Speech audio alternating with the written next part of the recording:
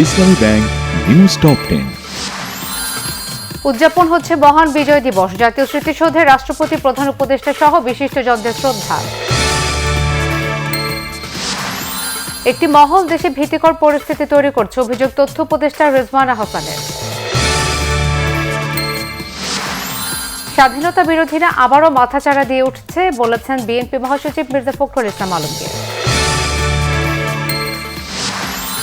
গোলাম আজমের সাঙ্গপাঙ্গদের জাতির শ্রেষ্ঠ সম্পদ বলা হলে মুক্তিযোদ্ধাদের অপমান করা হয়, মন্তব্য মির্জা আব্বাসের।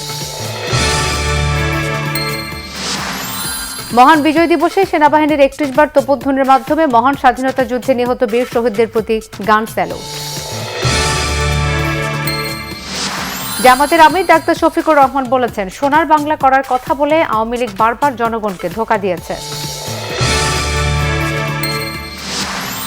হাদিকে গুলি করে হত্যা চেষ্টা মামলায় প্রধান অভিযুক্ত ফয়সাল করিম মাসুদের ঘনিষ্ঠ সহযোগী কবিরকে গ্রেফতার করেছে র্যাব। 16 ডিসেম্বরকে ভারতের ঐতিহাসিক বিজয় উল্লেখ করেছেন প্রধানমন্ত্রী নরেন্দ্র মোদী। সরাসরি উল্লেখ নেই বাংলাদেশের নাম। ভারতের উত্তরপ্রদেশে ঘন কুয়াশায় 7টি বাস ও 3টি প্রাইভেট কারের মধ্যে সংঘর্ষ, নিহত 4, আহত 25। দোহায় ফিফার বর্ষসেরা দ্য বেস্ট পুরস্কারের বিজয়ীদের নাম ঘোষণা আজ।